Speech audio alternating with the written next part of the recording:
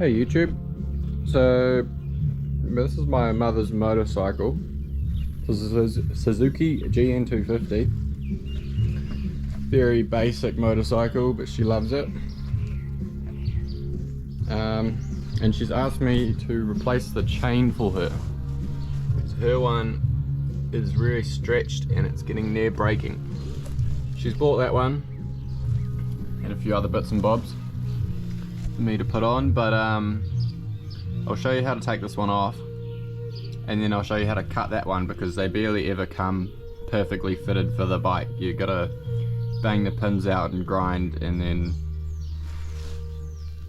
fit it to the correct size that you want. So we'll just begin by removing the wheel, and yeah. Okay, she scratched that last comment. We don't need to remove the wheel to get the chain off. Turn the wheel around until you find, the lighting's quite bad, till you find the chain link. It'll look different than the rest of them and it'll look like a clip. You want to clean that off, and before you pop that off, I've loosened the wheel so that nut's loose, but I'm not taking it off, just so I can loosen these chain adjusters here and move the wheel as far forward as I can. That way when we put the new chain on, we're going to size it up for the lowest setting on the bike. It'll probably be a little bit loose on the lowest setting, but then you've got all this room to adjust it later on when the chain starts stretching. A lot of people, I think, they adjust it, they fit the chain at the end, and then they have once the chain wears in and stretches, they have no more room to adjust it backwards, and then they have to cut the chain again. So don't do that. Also, you should replace your sprockets front and rear along with the chain, but these ones aren't too bad, and my mum didn't want to pay the extra money and get the chain and sprockets, so you're not meant to, but we're just replacing the chain. I'm sure it'll be fine. It does wear the chain out a little bit faster than it would with new sprockets as well, but yeah, so we'll loosen those off, slide the wheel all the way forward, and then we'll take that chain clip off and pull the chain through.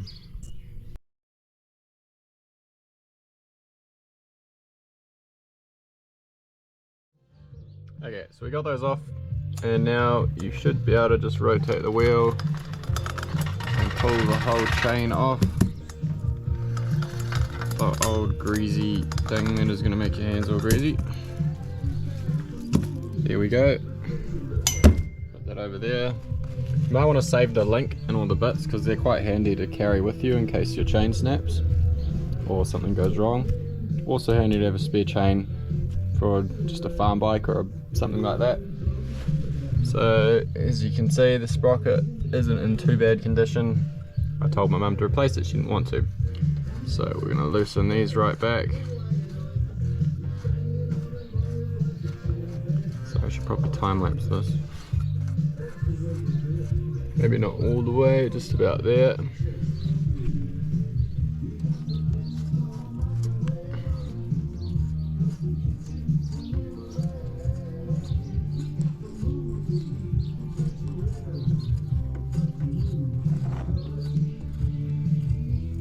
Okay, and then you should be able to just wiggle and push the wheel forward.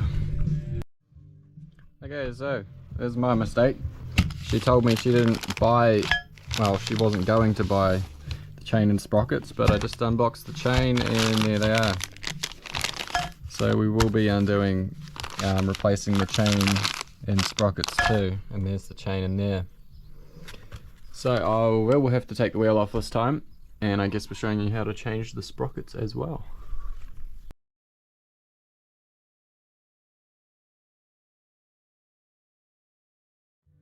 Okay, so while you've got the wheel off, just feel the wheel bearings, front and back. Make sure they're all good. I think I did these about a year ago, so for a Warren of Fitness, that's not bad. Check the brake pads, they've got quite a bit left on them too. So it's just these 4 bolts here, and yep, these are the ones. So these do have nuts underneath, nut and bolts. So 2 spanners or a socket and a spanner. Take those off, put the front one on, put the back one on, and then I'll show you how to do the front one, sorry. I think the front one's a little bit more involved, but it's not that bad.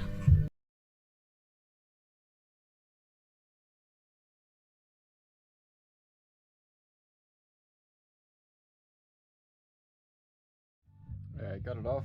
It's just 14mm on both sides, nut and bolt. 4 of those. I think it's just a dust ring that goes under there.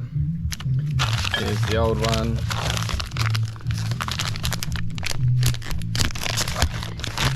Out of here.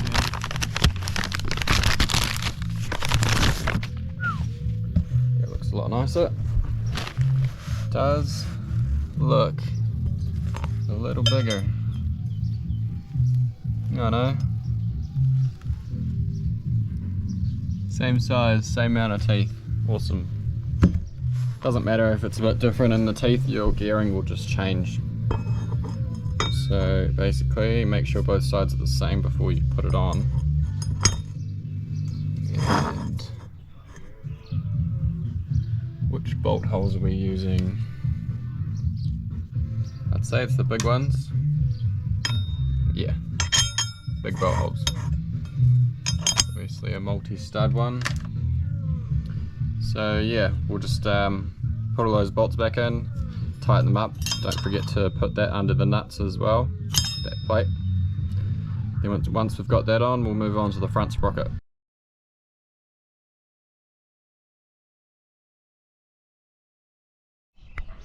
Sorry about the pause, my GoPro 10 overheated, as they do. I did just tighten those bolts up for the sprocket and put the wheel back on, just loosely.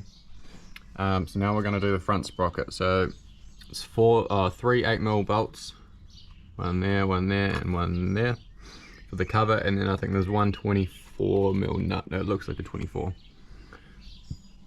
And yeah, I'll take those off.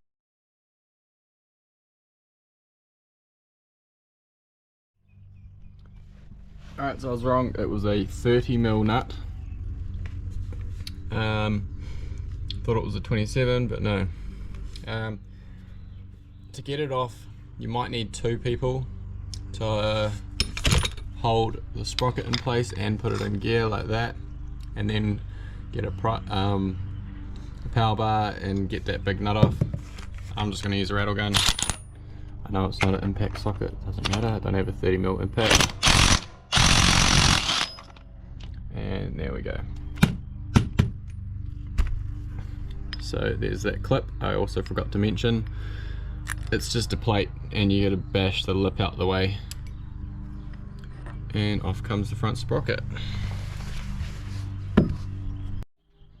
Front sprocket is also the exact same size as the rear sprocket, less worn.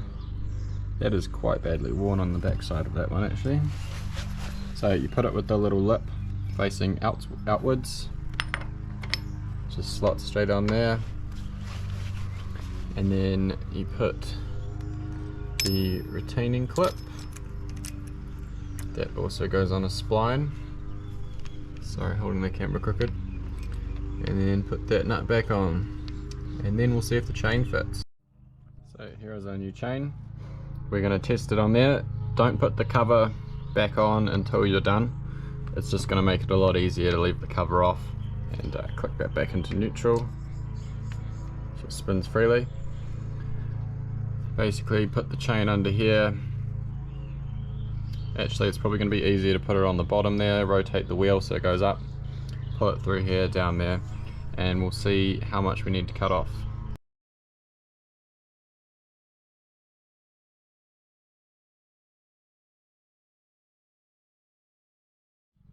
So get it on as tight as you can. It's pretty loose now at the moment, but I couldn't get it any links closer. And then what I do is I wrap half the top and half the bottom and then fold it there. So if you see here, actually another thing that mistakes, you have to punch out that side, so there's 2 smaller sides together. So the link is this outer piece here, and then we need 2 smaller sides. So as it sits there, we can't do that because we punch that out, it's going to be over that. So we're going to have to go like so. That would work if we could get it any tighter. Okay, so you want to get it on so you have two small links, and what I mean by that is if we punch this one out, it's going to leave us with the inner piece and another inner piece there, and that's what the link can go across to. So we're going to mark that one and we'll take it down to the workshop with the vise, punch that out. You have to get an angle grinder or a hacksaw if you don't have an angle grinder, and just chop that top little piece off and then get a punch and punch it through. You might want to do the other side as well because it would make it a bit easier to punch through. And yeah, we'll get back when we've done that. Okay, so as you can see, you got two small ends there. Basically you just put it in a vise, grind one of the top rivets like that off flush, get a punch and you smack it through. It's not that hard. So you get your new link, and comes with little O-rings. You put the O-rings on there,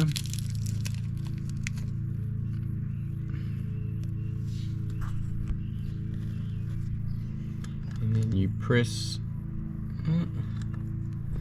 Sometimes you gotta stretch it on a little bit. Press those in like that and they'll poke out, and then you put O-rings on there, and then the backing plate, and then the clip over top. Cool.